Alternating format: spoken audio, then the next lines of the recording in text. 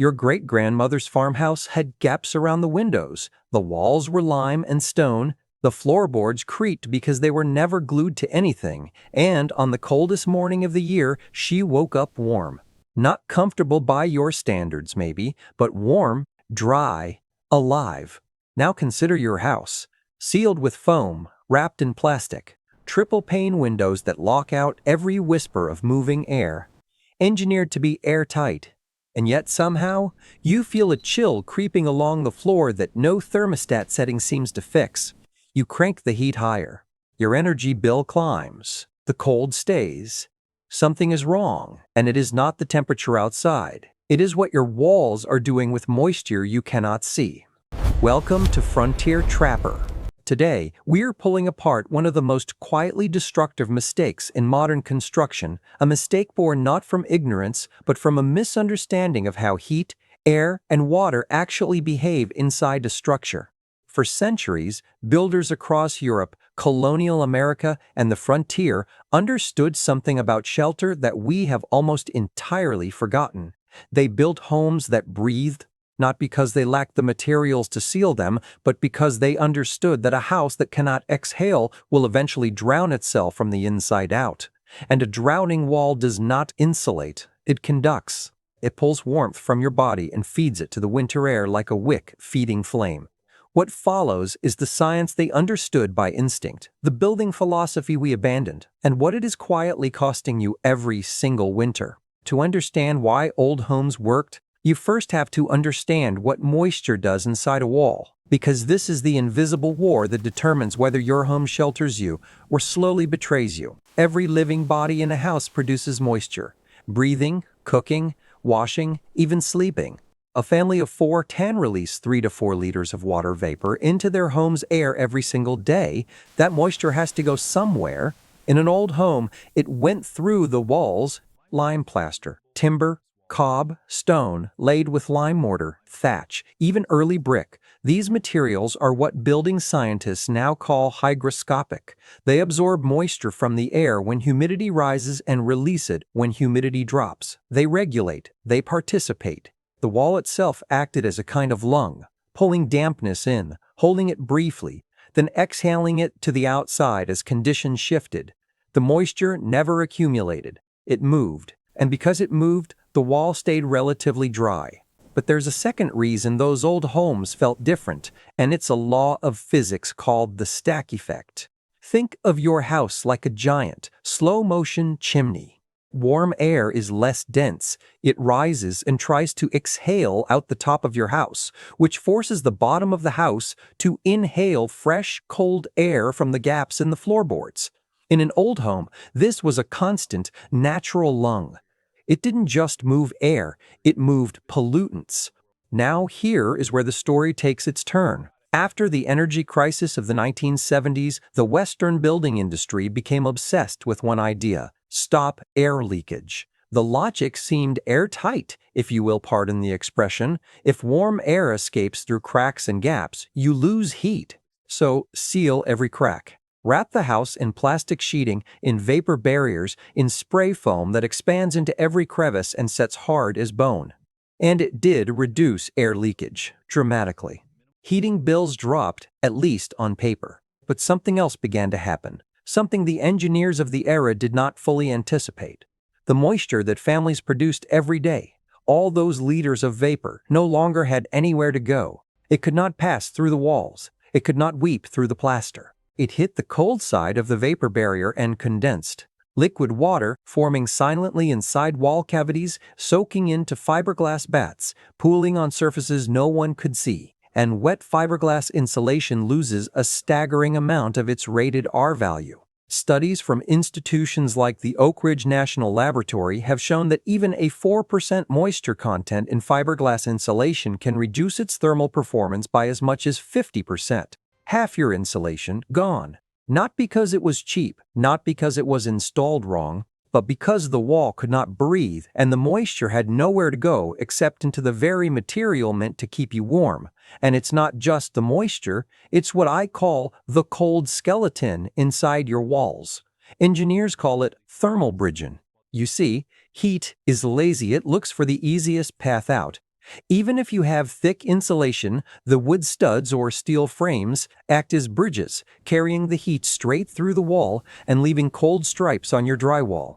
You feel this as a chill even when the thermostat says 70 degrees. You are literally radiating your body heat into a cold wall skeleton. Picture yourself standing in a colonial-era New England farmhouse, somewhere around 1790. The walls are timber-framed, the gaps between studs filled with a mixture of clay, straw, and lime. The interior is finished with a thick coat of lime plaster, troweled smooth and whitewashed. There is a large central chimney, and yes, you can feel faint air movement near the windows. The house is not sealed, but stand near that interior wall and press your hand against it. It is not cold. It is not damp. It feels almost neutral, neither pulling heat from your palm nor radiating chill. That is the signature of a dry, breathable wall. Now go into that chimney room and watch what happens when a fire is lit. The hearth draws air. It pulls from the rooms, from around the doors, from every small gap in the structure. Fresh, dry outside air filters in at a low, steady rate, replacing the warm, moisture-laden air that the fire is pulling up and out. The house is ventilating itself. The chimney is not just a heat source.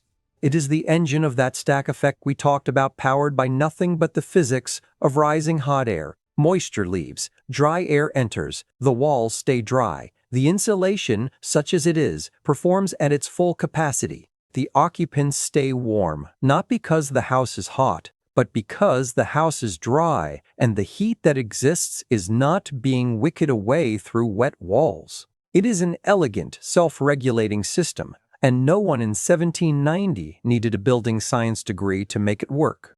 They had something better. They had 3 centuries of inherited trial and error. This self-regulating cycle is precisely what modern construction disrupted, and the consequences go far beyond a higher heating bill. By the 1980s, a phenomenon began appearing in medical literature that would have baffled any frontier builder. Researchers called it sick building syndrome. Occupants of tightly sealed buildings, both commercial and residential, reported headaches, fatigue, respiratory irritation, and chronic sinus problems. Investigation after investigation pointed to the same culprit: insufficient ventilation combined with trapped moisture, fostering mold growth inside wall cavities, behind vapor barriers in places no occupant would ever see until the damage was severe. The World Health Organization published a report in 1984 estimating that up to 30% of new and remodeled buildings worldwide generated excessive complaints related to indoor air quality. The airtight building was making people sick, not because sealing a building is inherently wrong, but because the industry sealed the envelope without replacing the ventilation function that breathable walls and active chimneys had provided for free. They removed the lungs and forgot to install a respirator. Now, I'm not telling you to go out and poke holes in your siding. We can't go back to the 1700s, and frankly, we shouldn't. Our modern world is full of invisible enemies that the pioneers simply didn't have. We have formaldehyde leaching from pressed wood furniture, volatile organic compounds off-gassing from our synthetic carpets and paints, and radon gas seeping silently from the soil beneath our foundations. In a 1790 farmhouse, the constant leaks diluted these things. In a perfectly sealed modern house with no breath, these toxins sit and stew. The old builders didn't have to worry about the air itself poisoning them, but in our obsession with efficiency, we've created an environment that can. And this brings us to something the old builders understood at a level so intuitive it was never written down as a rule, only expressed in the materials they chose and the methods they passed from master to apprentice. They understood that warmth is not just about adding heat. It is about managing moisture. A dry room at 60 degrees Fahrenheit feels warmer to the human body than a damp room at 68. Your skin loses heat through evaporation when surrounded by damp air, the same principle that makes a wet shirt feel cold on a mild day. The old builders did not know the word psychrometrics, but they understood the sensation in their bones. They chose lime over cement because lime lets moisture pass. They chose plaster over paint because early lime wash coatings remained vapor open. They chose wood over metal fasteners in many applications because wood does not create condensation points the way metal does when temperatures drop. Every material choice was, whether they articulated it this way or not, a moisture management decision. And it worked. Timber-framed homes in England and Northern Europe have survived 400, 500, even 600 years. Their structural members still sound because moisture never stayed long enough to invite rot. So what does this mean for you right now in your modern home with its vapor barriers and its spray foam and its energy-efficient windows? It does not mean you should tear out your insulation and start mortaring with lime. Though if you are restoring an old building, returning to breathable materials is precisely what conservation architects recommend. What it means is that you need to understand the trade your house has made. Modern construction traded passive moisture management for active climate control. Your house does not breathe, so you must make it breathe mechanically. Heat recovery ventilators and energy recovery ventilators exist for exactly this reason. They exchange stale, moist indoor air for fresh outdoor air while capturing most of the heat energy before it escapes. They are, in essence, the modern replacement for the central chimney and the lime plaster wall. If your home has condensation forming on windows in winter, if you smell mustiness in closets along exterior walls, if your heating system runs constantly but certain rooms never feel truly warm, you are likely experiencing exactly what happens when moisture is trapped and insulation is quietly failing. The old builders would have diagnosed your problem in minutes. Your walls are holding their breath, and they are suffocating.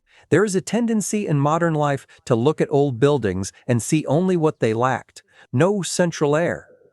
No insulation rating stamped on a label. No engineered lumber. But what those buildings had was a coherent system, one in which every material, every gap, every chimney flue played a role in a continuous cycle of heat retention, moisture movement, and air exchange. It was not primitive, it was integrated.